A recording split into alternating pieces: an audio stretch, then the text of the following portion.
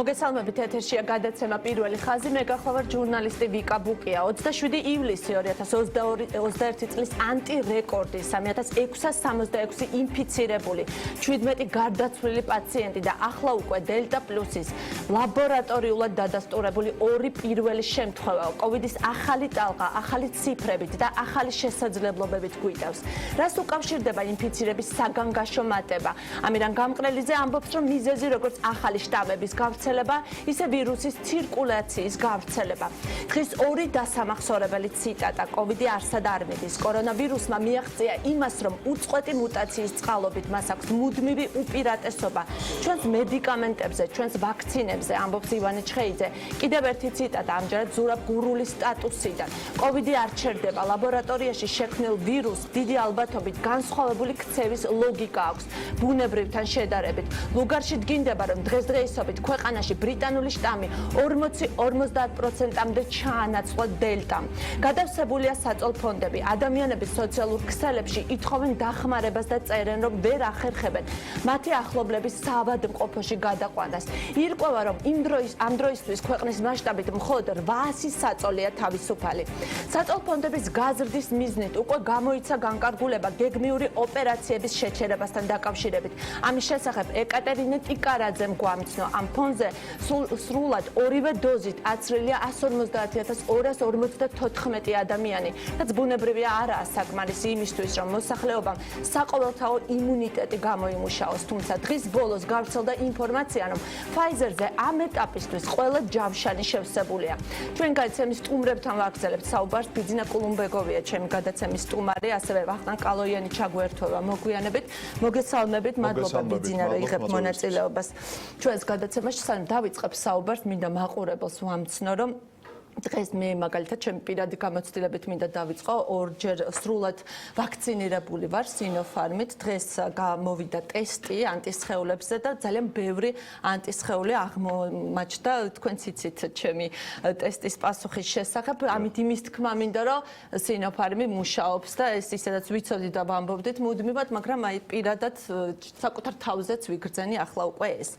თუმცა საინტერესოა ახალი შტამები გაჩნდა და რამდენად უსაფრთხოდ უნდა ვიქცნოთ მე და ჩემნაირმა ვაქცინირებულმა ადამიანებმა თავი. საერთოდ ახალი შტამების გაჩენა და ვთქვათ მათი გავრცელება, რა თქმა უნდა, რამოდენიმე რისკის ფაქტორის მატარებელია და ყველაზე მნიშვნელოვანი არის ვაქცინების იმუნიტეტს ან გადატანილი იმუნიტეტს ძველი წინა ვარიანტებით ადამიანს რეინფიცირების შემთხვევები ხო არ გაიზრდება.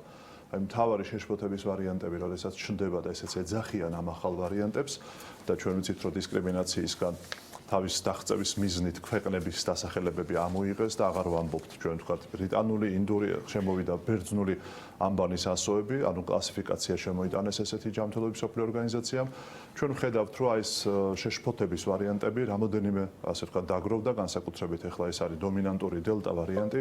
ბუნებრივია ყოველთვის ისმის კითხვა, რომ როდის ხდება ის დომინანტური, როდესაც არსებულ წინა ვარიანტს გავრცელების უნარით გადაასწრებს ესა თუ ის ვარიანტი, სწორედ მაშინ ჩნდება მისი დომინაციის რისკი და საფრთხე და სწორედ დელტა ვარიანტი გახლავთ ის ვარიანტი, რომელიც 50-60%-ით უფრო მარტივად ვრცელდება ერთი ადამიანიდან მეორეზე და საწყის ვარიანტთან შედარებით ადამიანის ლორწოვანში და ზედა სასუნთქსებში 1000-ჯერ უფრო მეტია ვირუსის კონცენტრაცია, ვიდრე იყო ის საწყის ვარიანტში. ეს რას ნიშნავს? ანუ დაავადებული ადამიანი უფრო მეტ ვირუსს გამოაფრქვევს გარემოში და შესაბამისად მაინფიცირებელი კონცენტრაცია იგულიმყოფ ადამიანებთან უფრო მარტივად და ადვილად მიაღწევს.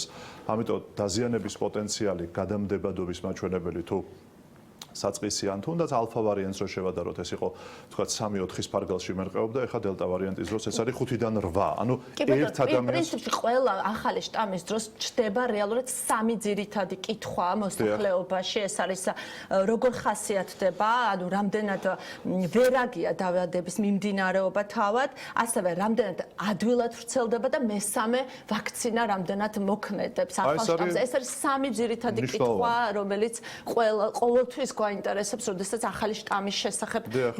ვგებულობთ და არ ვიცი, სხვადასხვა ეხა დელტასა და დელტა პლუს შორისაც ეხა არის აი ამ სამ პარამეტრზე არსებითი განსხვავება. ვთქვათ ჯერ კი, დელტა ბატონო. ვარიანტთან მიმართებაში, რა დღეს ვიცით ჩვენ, ანუ სამედიცინო მტკიცებულებითი ნაწილი, სადაც მყარია და წონადია, დელტა ვარიანტი არის 50-60%-ით უფრო ადვილად გავრცელებადი. ერთადერთი არა და ჰოსპიტალიზაციის ისედაც სწრაფად გავრცელებად ვირუსად ითვლებოდა ხო, მაგრამ აი ძალიან სხვა საინტერესოა, ვირუსებთან აი ამ შედარებით. კონტექსტიდან გამომდინარე მინდა ვთქვა, გუშინ გააკეთა განცხადება ამერიკის დაავადებათა კონტროლის ცენტრის დირექტორმა როშელე ვალენსკიმ და მან თქვა, რომ ჩემი სამედიცინო მოღვაწეობის ისტორიაში მსგავსი გადამდებადობის ვირუსი, რაც არის დელტა ვარიანტი კორონავირუსის, ეს არ ყოფილა. ეს არის უპრეცედენტო მასშტაბის რესპირატორული დაავადება, რომელიც ერთი ადამიანიდან მეორეს გადაეცემა. ის აუცილებლად იპოვის ყველა არაიმუნურ ადამიანს, ვისაც არ ექნება გადატანილი ან ხელოვნური გზით შეძენილი იმუნიტეტი, ამას ვაქცინაცია ქვია და აუცილებლად დაავადებს. ამიტომ ეს მეტი გამოსავალი უბრალოდ აქ არის, რომ ჩვენ ხელოვნურად შევიძინოთ ეს იმუნიტეტი და რა შეიძლება დროის მოკლე მონაკვეთში. და თვითონ დაავადების მიმდინარეობა. ეხლა რა შეიძლება დაავადების და მიმდინარეობა? ბავშვები, რომელიც დიახ. აუცილებლად უნდა კითხოთ, განსაკუთრებით პანიკის საფუძველია, ბუნებრივია, როდესაც გებულობთ ინფორმაციას, რომ გადავსებულია იაშვილის კლინიკა და სხვადასხვა ბავშვთა საავადმყოფოები. ეხლა რა შეიძლება მიმდინარეობის თვალსაზრისით? ერთადერთი შოტლანდიური კვლევა ამბობს, რომ ორჯერ უფრო მეტია ჰოსპიტალიზაციის რიცხვი, ვიდრე იყო ალფა ვარიანტთან შედარებით. თუმცა სხვა რაიმე ისეთი დამადასტურებელი, რომ ჩვენ მეტია ჰოსპიტალში მოხვედრის ალბათობა, ჯერჯერობით მსოფლიოში მყარი მტკიცებულება არ არსებობს. ეხლა რა უშლის ამას ხელს?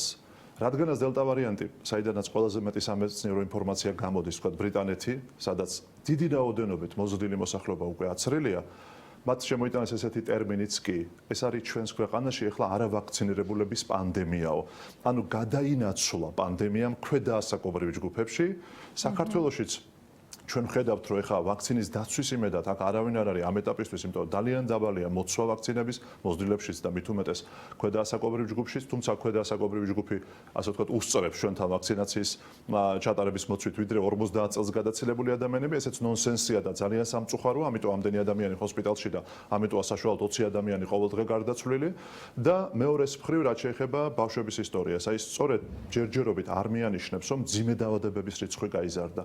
საქართველოში საბედნიეროდ ბევრი ადამიანია და ბავშვი განსაკუთრებით ჰოსპიტალიზირებული, მაგრამ ყველა ექიმი დამეთანხმება და აი დღეს ხავდონ თამარ გაბუნიასთანაც ერთად მოგვიწია ვთქვათ საერთო პანელში ყოფნა და მანაც დაადასტურა როგორც სახელმწიფოს ოფიციალურმა პირმა, რომ მძიმე შემთხვევები ბავშვებში გაზრდილი მკვეთრად არ არის.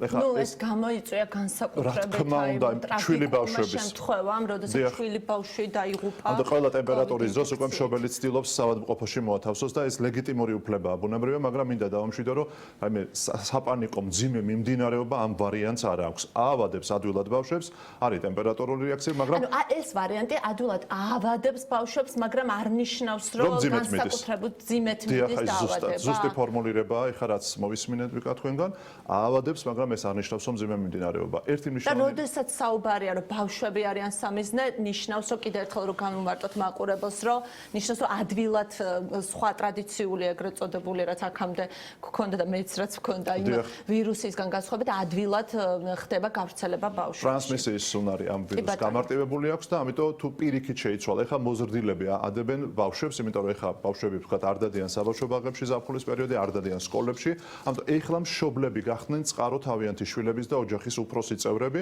ამიტომაც არის ჩვენი მოწოდება, რომ მათი აცრა იცავს ჩვენს შვილების თაობას და ვთხოვთ ყველას, რომ აცრა გააკეთოს. ეხლა რაც შეეხება დელტა პლუსთან მიმართებაში, გაჩნდა ესეთი მოსაზრებაც და ორი ადამიანი ყავს, როგორც ჩვენთან უკვე სეკვენირებითაც დადასტურებული ლუგარში. გენომური ანალიზით დადგენილია, რითი განსხვავდება. ეს იგივე დელტა ვარიანტია, ამიტომაც ახალი ტაქსონომიური ამბანის ასო ბერძნულიდან მას არ მიანიჭეს, მაგრამ ძალიან საყურადღებოა გამომდინარე იქიდან, რომ დელტა პლუსში არის ამ სპაიკ ცილის მუტაციაში, ეგრეთ წოდებული 417 ვარიანტი მუტაციის, რაც არის ბრაზილიური და სამხრეთ აფრიკული შტამისთვის დამახასიათებელი, ეს ემატება ინდურ ვარიანტს, ასე ვთქვათ, ეს 417, რაც მარტივად რო გადავთარგმნოთ, ნიშნავს სუპერ გავრცელებას ანიჭებს ამ ვარიანტს, ანუ კიდევ უფრო ძლიერს ხდის და ძალიან სერიოზული რისკის წინაშე გვაყენებს, რა თვალსაზრისით.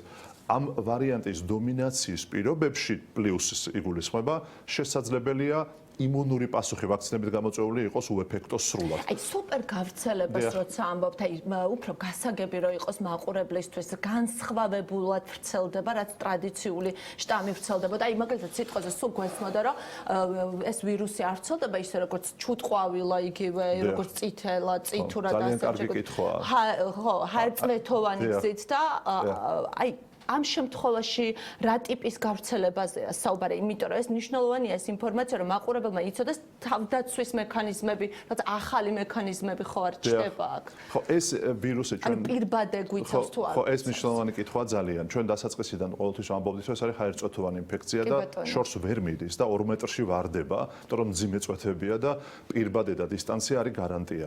ეხლა ჩვენ როცა ვამბობთ ამ გავრცელების მაღალ პოტენციალზე, უკვე ამ ვირუსს, თუმცა გადაცემის ძირითად გზებში რასაკვირველია, ახლო მანძილზე გადაცემა ჰაერწვეთოვანი წამყვან გზად რჩება, თუმცა აი ეს ჰაეროვანი, რაც მას წითელას ამსგავსებს, ჩუტყვავილას თუ ტუბერკულოზს, ეს არის გადაცემის გარკვეული ნაწილი. უკვე ეს რას ნიშნავს?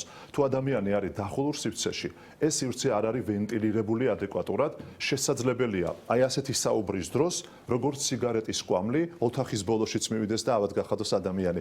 აი სწორედ ამიტომაც არის ეს ვირუსი ვერაგი და ამიტომაც არის, რომ სამედიცინო სფეროს წარმომადგენლები განსხვავებით გრიპის და სხვა კლასიკური ჰაერწვეთოვანი ინფექციებისგან იკეთებენ 95 ნიღებს და სკაფანდრებში არიან კლინიკებში. იმიტომ რომ ეს არის სწორედ რაც განასხვავებს ყველა სხვა რესპირატორული ვირუსისგან და აი ეს გავრცელების შესაძლებლობა და არეალი ამ ახალ ვარიანტებში იზრდება სამწუხაროდ. და ახალი ვარიანტები და ვაქცინები.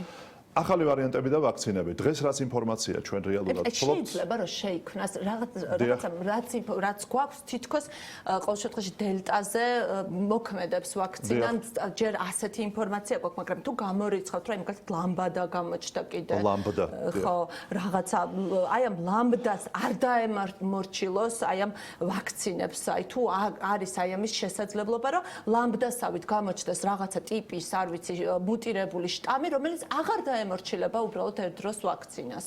ამის თეორიული შესაძლებლობა ბუნებრივია არსებობს. ეხლა ჩვენ უნდა ვიცოდეთ, რომ ყველა მესენჯერული RNA ვაქცინები, Pfizer-ი და Moderna, ვექტორული ვაქცინა AstraZeneca და ინაქტივირებული ვაქცინები Sinopharm და Sinovac, ყველა საწყისი სამიზნე. ეს არის ის ვირუსი, რომელიც იყო უხანში, ანუ ესენი არ არიან მოდიფიცირებული ვარიანტები.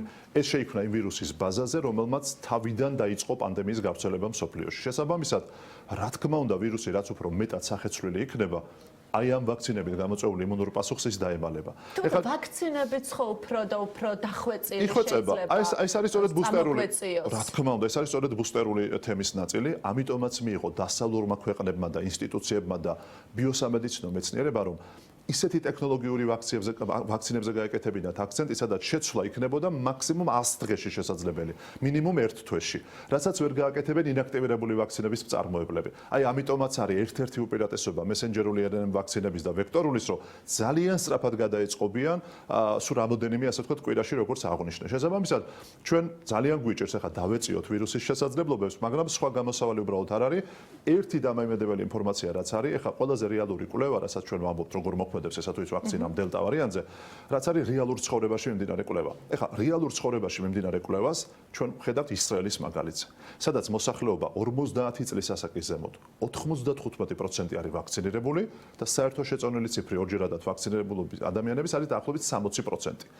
აი ამ ქვეყანაში ეხლა ამ ეტაპისთვის Pfizer-ის ამ შემთხვევაში ვაქცინის ეფექტურობა დელტა ვარიანტზე მე ვამბობ ნებისმიერი ფორმის დაავადებისგან დაცვამ. სუბუქი, ასიმპტომური და ასე შემდგომ შემცირებული არის 29%-მდე. მაგრამ ძალიან მყარი მაჩვენებელია, იგივე ამერიკის შეერთებულ შტატებშიც, რომ ჰოსპიტალიზაციისგან და სიკვდილისგან 88-დან 93%-მდე იცავს. დიახ, ამიტომაც ჯერჯერობით დაავადებათა კონტროლის ცენტრი ამერიკული, ისრაელის ჯანდაცვის სამინისტრო არ განიხილავს ამ ეტაპისთვის მასიურ ბუსტერიზაციას, თუმცა სამიზნე ჯგუფებში ისინი ამას აპირებენ. გუშინ იყო მინისტრთა კაბინეტის ასე ვთქვათ განცხადება ისრაელის, სადაც თქვეს, რომ ვთქვათ იგივე იმუნოკომპრომეტირებულ ადამიანებს, მოხუცებს, გარკვეულ სამიზნე ჯგუფებს ისინი მესამე დოზას დაამატებენ, მაგრამ მოუწოდეთ უწოდებს იგივე ძველი პრემიერი, თქვათ ბენიამინ ნეთანიაჰუ, რომ ნუ დაელოდებით FDI-ის ბუსტერული დოზის აღიარებას, ისრაელმა სწრაფად დაიწყოს 2 მილიონი ადამიანისთვის ბუსტერული დოზის შეთავაზება. ვნახოთ როგორ განვითარდება მოვლენები, მაგრამ სწორედ ეს რისკები ახალ ვარიანტებთან სწორედ ამას უკავშირდება. ერთი თუ მაქვს ამის შესაძლებლობა, არ მინდა რომ გული დავწყვიტო ინაქტივირებული ვაქცინების, ასე ვთქვათ, ადამიანებს, იგივე თქვენ ვიკა რადგანაც გაკეთებული გაქვთ. მითხრას, რომ აი რაოდენობა რო გაქვს, არაფერს არ ნიშნავს, ეგ ხარისხია იყო ასეთი რაღაცა. ანუ მანეიტრალიზირებელი ანტისხეულების წილი რამდენია, იმ თქვათ თქვენი 2900-დან ეს უნდა ვიცოდეთ, ეს ძალიან მნიშვნელოვანია, მაგრამ ინაქტივირებულ ვაქცინებს ძალიან მაღალი პოტენციური აქვს უზრუნველყოთ იმუნური სისტემის მეორე რგოლი, უჯრედული იმუნიტეტი. ამიტომ უჯრედული იმუნიტეტის სიმყარე გარკვეულია, რომ სწორედ იცავს უფრო მეტად ადამიანს მძიმე დაავადებისგან და ჰოსპიტალიზაციის და სიკვდილობის რისკისგან. ამიტომ შეიძლება გადაცემის უნარი დათრგუნვის არ კონდეს ინაქტივირებულს, მაგრამ აი ძირითადი პარამეტრა სიკვდილობა და პარამეტრები სიკვდილობის და ჰოსპიტალიზაციის მათ საკმაოდ მაღალია. ძალიან მოკლედ აი ისრაელში ქართული შტაბის შესახებ გავრცელდა ინფორმაცია, რომ მითხართ და გადავალ უკვე ვახტანგ კოლოიანთან. დიახ, მე უბრალოდ გეტყვით, რომ ეს არავითარი ქართული შტამი არ არის, რადგანაც ისრაელმა პირველად თავის ქვეყანაში საქართველოდან ჩამოსული მოგზაურობის ისტორიის მქონე ისრაელის მოქალაქეებს დაუდგინა ეს დელტა პლუსი ვარიანტი, ამიტომ თქვენს რომ ეს არის საქართველოდან ჩამოსული ვარიანტი, თორე ეს არ არის ქართული ვარიანტი. ძალიან დიდი მადლობა, რომ მიიღებდით მონაწილეობას ჩვენს გადაცემაში. ახლა ბიძინა კულუმბერგოვი საუბრობდა ჩვენთან, ახლა ვახტანგ კალოიანთან გადავდივართ. მოგესალმებით ბატონ ვახტანგ, დიდი მადლობა, რომ იღებთ მონაწილეობას ჩვენს გადაცემაში. 3666 საკმაოდ ისეთი შემაშფოთებელი ციფრი ვიხილეთ დღეს ჩვენ და დღეს მოვისმინეთ, რომ ქვეყანა არ განიხილავს საკოორდინაციო საბჭო მკაცრი ლოკდაუნის დაწესებას და აი ამ გადაწყვეტილებას როგორ აფასებთ თქვენ აი ამ ციფრის გათვალისწინებით? ძალიან მნიშვნელოვანია ამ გადაწყვეტილების მიღება მხოლოდ მას შემდეგ, როცა ჩვენ შევძლებთ ყველა ღონისძიების გატარებას და ჩვენი მოწოდება და ზეწოლა ხელისუფლებაზე არის ზუსტად ამ მიმართულებით.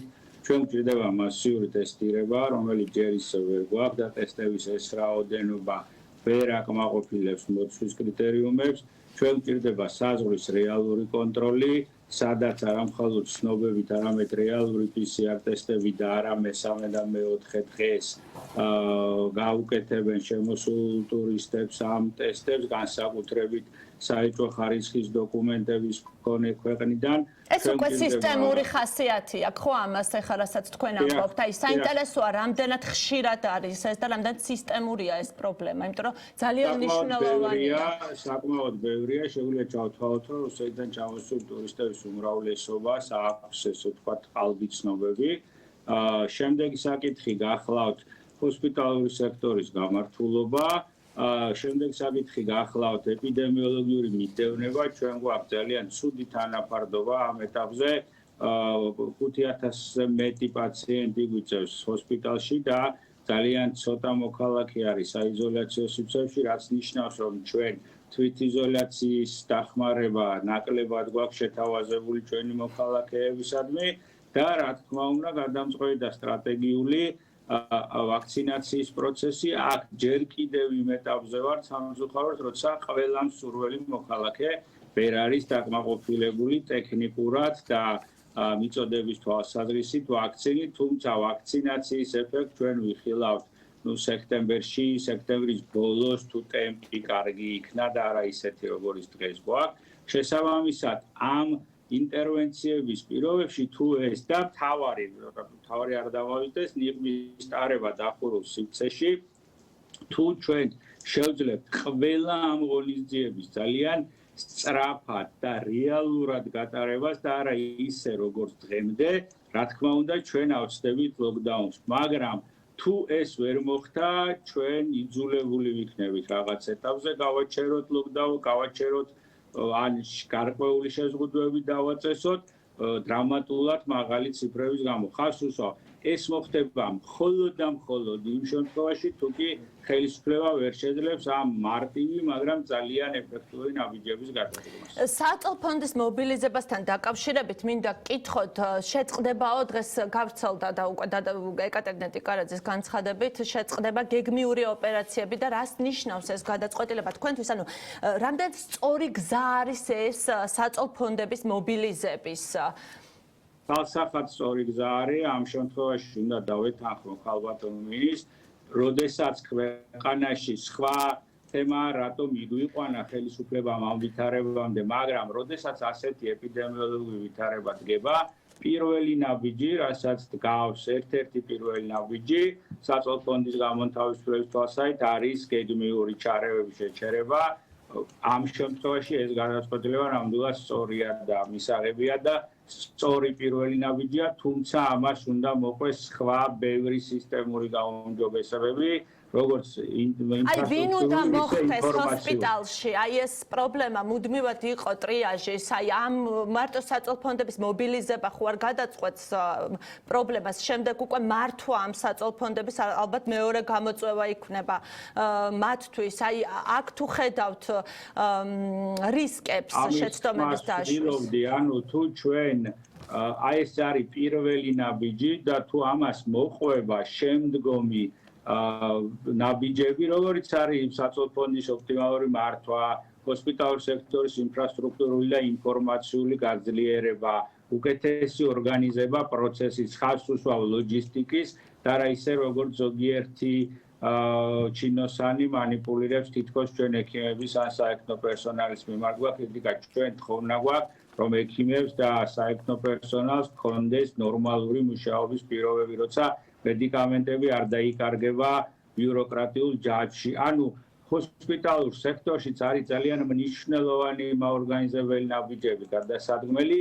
თუ ამ ნაბიჯებს გადავდგავთ, ჩვენ გვაქვს საშუალება, რომ ერთდროულად ბევრ ათეულობით 1000 პაციენტს უმკურნალოთ, ისე რომ საკმაოდ კარგი ხარისხი შევინარჩუნოთ, ოღონდ კიდევ ერთხელ ვამბობ, ამას სჭირდება კარგი ორგანიზება. და ბოლოს ყველაზე ზოგადი, თუმცა ძალიან მნიშვნელოვანი კითხვა მინდა დაგისვათ, როგორ ფიქრობთ, როგორ შეიძლება ამ შედეგის თავიდან აცილება იმ კონტექსტის გათვალისწინებით და რა არის ყველაზე დიდი შეცდომა? ირაკლი ღარიბაშვილის განცხადებას ვისმენდით, მან პირდაპირ დაადანაშაულა აქციის მონაწილეები ეპიდსიტუაციის გართულებაში. თქვენი მოსაზრება როგორია, როგორ შეიძლებოდა ეს შედეგი არ მიგვეღო და რასაც ხედავთ ყველაზე დიდ შეცდომას?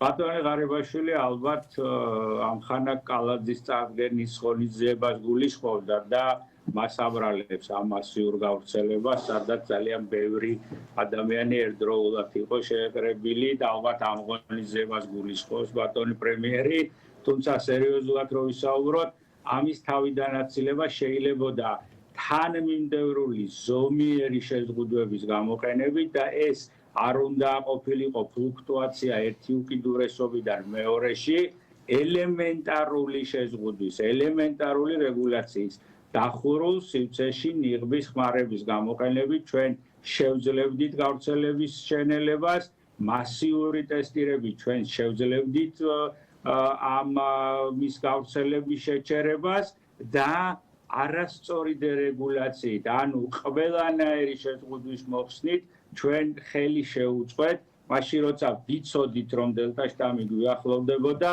ხელი შეუწყვეთ ამ ვირუსის გავრცელებას, რაც პრინციპული და სტრატეგიული შეცდომა იყო აუცილებლად ქვეყანაში. არაფერს საუბრობ დანაშაულებრივ, არ შემეშინდება ამის თქმა, დანაშაულებრივ არაპროფესიონალებზე ვაქცინაციასთან დაკავშირებით. ჩვენ დავკარგეთ მინიმუმ დრო იანვრიდან დღემდე და დავკარგეთ ზუსტად იმდენი ადამიანი, რამდენიც დაიღუპა ამ პერიოდში მხოლოდ იმიტომ, რომ ბიუროკრატიამ და გადაწყვეტილების მიღებებმა მთავრობის მეთაურებს გულისხმობ პირველ რიგში ვერ მოახერხეს მოქალაქეების უზრუნველყოფა და ვაქცინები და ნუ მოვიტყუებთ თავს. დღესაც ყველა მსურველი მოქალაქე ვერ არის დაკმაყოფილებული ვაქცინით და პირიქით. ჩვენ ვიცით, რომ მოქალაქეების 50% მზად არის აიცრას დღესვე და ხელისუფლება ამას ვერ უზრუნველყოფს. ამ მიმართულებით მას ძალიან დიდი სამუშაო აქვს ჩასატარებელი ჯერ კიდევ. დიდი მადლობა ვახტანგ კალოიანი საუბრობდა ჩვენთან გართულებულ ეპიდ სიტუაციაზე. ახლა ის სხვა თემები, ხელისუფლების მიერ წახალისებული ჯგუფის წევრები ჟურნალისტებს უკვე ქუჩა დაასდებენ. დღეს ვუყურებდით თუ როგორ უშლიდნენ ხელს ჟურნალისტებს საკუთარი საქმიანობის შესრულებაში სუსის წინ. ჟურნალისტის საქმიანობის ხელის შეშლას კრძალავს კანონი, თუმცა ქვეყნის ერთ-ერთი ყველაზე დიდი საგამოძიებო უწყების წინ, სახელმწიფო უსაფრთხოების სამსახურის წინ. ვინმე დავით ბაძგარაძე ჟურნალისტებს რამდენიმე წუთის განმავლობაში აყენებდა სიტყვიერ შეურაცხყოფას. ასევე მთავარი არხის ჟურნალისტებს დღეს ინტერვიუს დროს წყალი გადაასხეს. შეურაცხყოფა მიაყენეს ფორმულას ჟურნალისტს, თუმცა ყველაზე მკაფიო იყო ის, რომ საგადასახადო სამსახური დღეს ტელეკომპანია მთავარის გაყიდვების სახში შევიდა. ეს არის უწყება, რომელიც არხის რეკლამაზეა პასუხისმგებელი, რაც ნიშნავს იმას, რომ დაყადაღების შემთხვევაში არხი შემოსავლის გარეშე შესაძლოა დარჩეს. დღეს ნიკა გვარამი ამბობდა, რომ გაყიდვების სახში შემოსვლა ტელევიზიაში შემოსვლის ტოლფასია და ამ თემებზე ვაგრძელებთ საუბარს. საალ უდუმაშვილია ჩვენ გადაცემის სტუმარი, მოგესალმებით და ნანუკა ჟორჟოლიანის ხაზია ჩაგვერთვება. ძალიან დიდი მადლობა, რომ იღებთ მონაწილეობას. აგერ ნანუკასაც ხედავთ. მოგესალმებით ნანუკა. მოგესალმებით, მივესალმები მაყურებელს. კი ბატონო, ნანუკა, მოდი ნანუკათი დავიწყოთ, რადგან დღეს დრამატულად ვითარდებოდა თქვენს გარშემო მოვლენები, გაყიდვების სახში საგადასახადო სამსახურის შემოსვლას გულისხმობდა, როგორ აღიქვამთ ამას, განსაკუთრებით გასათვალისწინებელია ალბათ კონტექსტი და დრო აი ამ ქმედების საარჩევნო ველს გულისხმობ, რომელშიც შევდივართ უკვე. და არა მხოლოდ გასათვალისწინებელი, ალბათ ირაკლი კობახიძის ანონსიც, მან დაგვიანონსა, რომ რაღაცა იშალებს ტელეკომპანიაში. ბუნებრივია. მაყურებელმა უნდა გაიგოს, რას ნიშნავს იმ სამსახურში შესვლა, რომელშიც შევიდნენ თუ იმ დეპარტამენტში, როგორც ქვია. ანუ იქედან იყიდება რეკლამა, ეს ნიშნავს იმას, რომ იქედან გვაქვს ჩვენ შემოსავალი. შესაბამისად, იმ სამსახურის შეფერხება, ან დაყადაღება, ან გაჩერება ნიშნავს ავტომატურად ფულის მოძრაობის გაჩერებას, ანუ ეს ნიშნავს ხელფასების გაჩერებას, საწოლს ვეღარ შევიძენთ და ასე შემდეგ. შესაბამისად, ეს ერთის მხრივ და მეორეს მხრივ ახლა ბოლო ამბავი არის ფინანსთა მინისტრმა დაწერა, რომ ისაო რა ქვია, მოკლედ ახსნა განმარტება გააკეთა, რომ ფინანსური პოლიცია არ შესულა, მერე ის არ შესულა და მერე შემოსავლების სამსახური შევიდა გეგმიურ შემოწმებაზე და იქ ქვევით მიუწერეს ღია და საჯარო პოსტია, რომ უკაცრავად ბოლოს როდის იყავით გეგმიურ შემოწმებაზე, იმედში და პოსტივიში თქო. და ჯერ ფინანსთა მინისტრს პასუხი არ გაუწია ამ შეკითხვაზე, იმიტომ რომ შეკითხვაზე პასუხი არ არსებობს. ანუ აქ რასთან გვაქვს საქმე, გვეუბნებიან, ანუ ყველა მხრიდან გვიტევენ, რაღაცნაირად გახსნეს მათი რაღაცა ბრძოლის ველი, მხოლოდ ერთ ნაწილში არ არის და თან რაღაცა საფანტიზისვრიან, მე მგონი, იმიტომ რომ ყველას ხვდება ეს რაღაცნაირად ჟურნალის ქუჩაში, მთავარს, TV პირველს, კავკასიას, ფორმულას, სამსახურს, ფინანსურს, ანუ რაღაცნაირად ყველა შემთხვევა გაცილებით უფრო მეტი აქვს, ვიდრე რაღაცა ლოკალურად ადრე გახსოვთ, ანხორციელებდნენ თითო სამსახურზე თითო ჟურნალისტი, ახლა ესე აღარ არის. აი მის გარდა რასაც სისტემური ხასიათი აქვს ნამდვილად ამას, იმიტომ რომ დღესაც გამოჩნდა კონტექსტი 5 ივლისის შემდეგ რას ვხედავთ, ხო პლაკატები გამოჩნდა, შემდეგ უკვე კონკრეტულ ჟურნალისტებზე ასე ლოკალურად ესხმიან მათ თავს, ნამდვილად აქვს სისტემური ხასიათი. და იქით არის გასათვალისწინებელი, აქეთ თია წულუკიანი, იქეთ ირაკლი კობახიძე, იქეთ რაც არ ჩანს ტელევიზიაში, ბულინგი, ფსიქოლოგიური ბულინგი ადამიანებისა, მაგალითად ჟურნალისტებისა, რომლებიც მუშაობენ პარლამენტში. აი რაღაცნაირად თვითამახლობლურად ჩამოუდგებიან, ამონათებენ, აი ვის გვერდზეთ გახართ, ახლა თქვენ ხო იცით, რომ ყველაფერი თავდება, ეს ბოლო არჩევნებია, ხო იცით, ანუ ფსიქოლოგიურ სტრესს ძალიან რთულია დამწყები ჟურნალისტისთვის, რომელსაც არც გამოცდილება აქვს, უბრალოდ ახლა იწყებს ჟურნალისტიკას და ამ დროს რაღაცა უმრავლესობის წევრი, რომელსაც ხედავს, რომ დეპუტატია, საქმეებს ურჩევს პარლამენტის დერეფანში. ანუ მე ძალიან დიდი იმედი მაქვს, რომ ახლა ჩვენ ეს რაღაცა ომგამოვლილი და ძალიან ბევრი სირთულე გამოვლილი თაობა ვარ და ჩვენს მერე თაობაც, მაგრამ აი ცოტა მერე თაობა, მიუხედავად იმისა, რომ სულ ვამბობ, რომ გვაჯობებს ჩვენ ბევრ რამეში, ბევრად უფრო ყოჩაღები გამოდგნენ, მაინც ვფიქრობ, რომ გამოცდილება, ამ ტიპის ნეგატიური გამოცდილებები არ აქვს და ამიტომ მე ძალიან დიდი იმედი მაქვს, რომ ეს ადამიანები ვერ მოახდენენ ფსიქოლოგიურ ტერორს ამ ბავშვებისას, იმიტომ რომ დღეს ვნახულობდი ქართია წვეწონავას უყურებდი პოლიციაში შედიოდა და რაღაცნაირად მივხვდი რომ დათრგუნულია, ადამიანურად დათრგუნულია, იმიტომ რომ იღებს რაღაც შეტყობინებებს რომ წერენ რომ მოგკლავთ და ეს უნდა ავფატროთ და რაღაც საოცარ შეტყობინებებს იღებენ ადამიანები და ჟურნალისტები და ეს ყველაზე მეტად რაც არის საშიში რაც არის ეს არის რომ ამან თავისებური გავლენა არ მოახდინოს ამ შემთხვევაში მე როგორც ადამიანურ ფაქტორს გულისხმობ ჩვენი პროფესიული ნაწილი რომ გადავდოთ და იცით რა არის მე ვფიქრობ რომ თუ გავითვალისწინებთ რომ ჩვენ ერთადერთი ინსტიტუცია რგოლი რაღაცა თვით ცენზურის საფრთხეს ხედავ ნანუკა რას გულისხმობ თუ აი მაგალითად საერთოდ პროფესიიდან წასვლის საფრთხეს ზუსტად მაგას აი მე მგონია რომ ჩვენ ბევრ ტაიმაუტს გავიგებთ რომ აი ჟურნალისტები იტყვიან რომ ტაიმაუტს ავიღებ აი მე მგონია რომ ჩვენ ამ ფაქტების წინაშე დავდგებით იმიტომ რომ ითრგუნებიან ეს მაინც ახდენს გავლენას როდესაც ჩვენს ოჯახს ეხებიან ჩვენს ოჯახის წევრებს ეხებიან როდესაც გეუბნებიან რომ აფხატრავ როდესაც ქუჩაში მიდიხარ და ვიღაც კაცი სახეზე გამოხატული ფიზიономით რომელსაც არ წერია რომ არაფრიზელ მდგომარეობაშია ხელზე გადახვეული ბენდენით ეხა მე ყველა ფაქტს ვაერთიანებ იქ ხატიას იქ თავდასხმას და ჟურნალისტებს იქ ვიღაც პროვოკატორი ქუჩაში ბედავს ჩვენ ამ ადამიანებს რითი ვაჩერებდით ამ აგრესიებს რითი ვაჩერებდით მე მაგალითად იღებდი ტელეფონს და იღებდი და ეუბნებოდი რომ საჯაროს გახდიდი მის ამქმედებას აღარ ეშინიათ იმიტომ რომ კულტურის მინისტრი ვიცე-პრემიერი თვითონ იღებდნენ ნანუკა თვითონ დღეს ტელეფონი ეჭირა იმ ბაძგარაძე გვარად თუ არ ვწდები არ მახსოვს ახლა ზუსტად და არ ვიცი რატო უნდა მახსოვდეს მაგრამ თვითონ იღებდა ჟურნალისტებს თავად უღებდა ანუ და სუსის წინ რო ხდებოდა ეს ყველაფერი სამართალდამცავების თვალწინ ეს კიდევ ერთი ძალიან მნიშვნელოვანი დეტალია ხო რა მდგომარეობაში ნახევრად კრიმინალური რაღაცა ელემენტები ყოველთვის იყო და იქნება მომავალშიც მაგრამ ჩვენ აქ საუბრობთ ვისგან არიან ალბათ ხო წახალისებულები და რატომ იმიტომ რომ იქ ვიღაცას თავს აუყო ესენი რაღაცნაირი ჩელენჯია დაამცირე ჟურნალისტი თავდასხმა ჟურნალისტზე რაღაცა გამოწვევის წინაშე დგანან ახლა ნიკამ წაიკითხა პირდაპირ ეთერში კომე ვიღაცამ ჩაუგდო რომ თია წულუკიანმაო მეო გავჭერიო ლენტიო გახსნად გამომიცხადებიაო ანუ ერთმანეთს ეჯიბრებიან და რატომ დღეს დილით გავიღვიძე და არც მეტი არც ნაკლები ბიძინა ივანიშვილს Facebook-ის კავერად ქონდა დაყენებული ის პოსტერი რომელზეც ვამბობდით რომ ღმერთო ამას არავინ არ იკადრებდა ვასაძის გარდა ნუ პირობითად ეხა ვუტრირებ მაგრამ ხო ხვდებით ანუ ქართული ოცნებაც კი გვეგონა რა თქმა უნდა იკადრებდა ღარიბაშვილიც იკადრებდა და ყველა მაგრამ ირაკლი ხა გამოვიდა ბიძინა ივანიშვილი თქვა რომ ეს მე ვარო ეს პოსტერიც მე ვარო, ეს პლაკატიც მე ვარო, ეს მესიჯ ბოქსიც მე ვარო. და ეს ყველაფერი ვარ მე ბიძინა ივანიშვილიო. ანუ ახლა რა ხდება იქ ბათუმის პოლიციის უფროსმა სუნი იქ ის უკვე წავიდა ეს რომ ბიძინას უნდა ასიამოვნონ, იმიტომ რომ ეს რიტორიკა აქვს ბიძინა ივანიშვილს. არ არსებობს ომი, მე არ მიმაჩნია ეს ხელისუფლება ძლიერ ხელისუფლებად.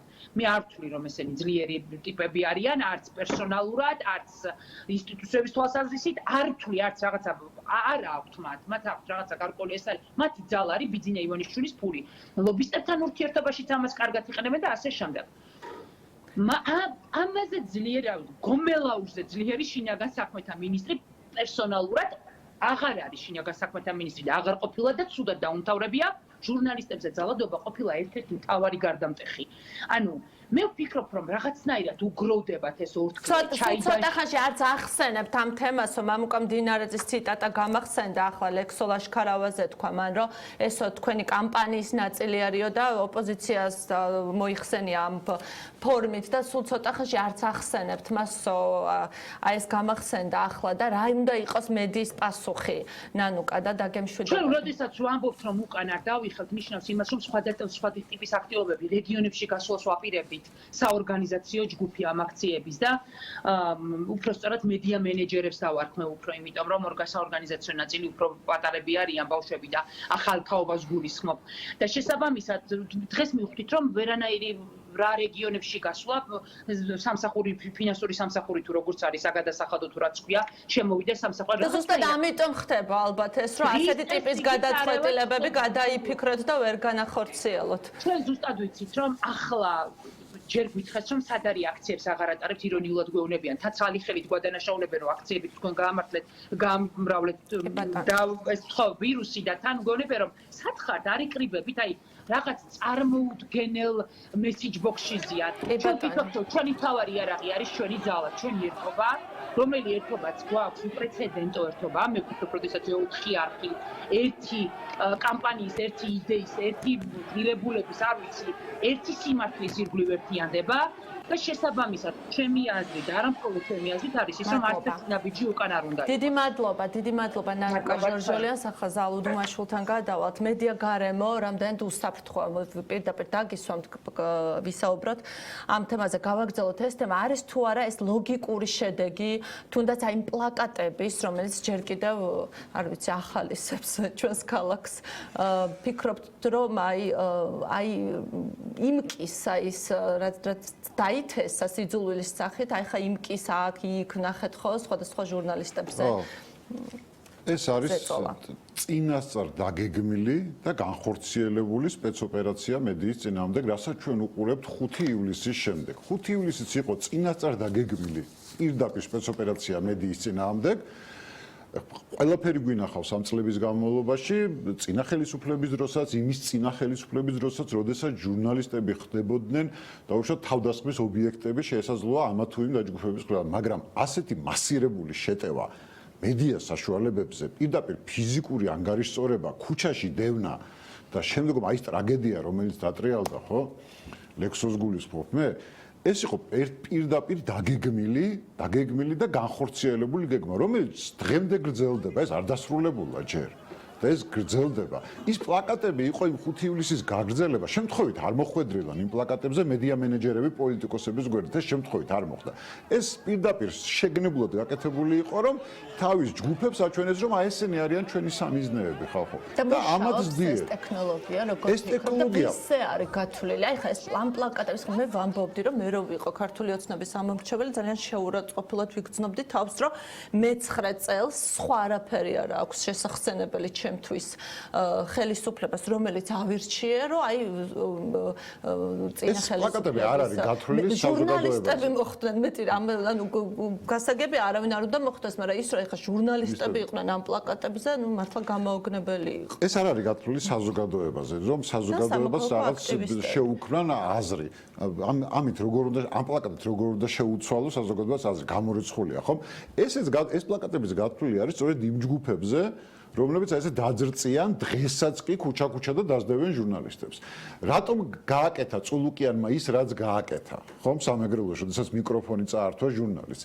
იმიტომ კი არა რომ მას რაღაც სპონტანური რეაქცია ჰქონდა, ან კითხვა არ მოეწონა. ეს წინასწარ დაგეგმილი სცენარი იყო, რომელიც განახორციელდა. კიდევ ერთი სიგნალი იყო ამ დაჯგუფებებისთვის, რომ აი კულტურის მინისტრი ვარ და რას ვაკეთებ? ნახე, თქვენთვისაც მწვანე შუქია, მიდით ასე გააკეთეთ. ეხლა თქვენი ჟურნალისტები რო გადიან გადაღებაზე და რატომღაც ვიღაცები რო ჩდებიან ზუსტად იმ გადაღებაზე.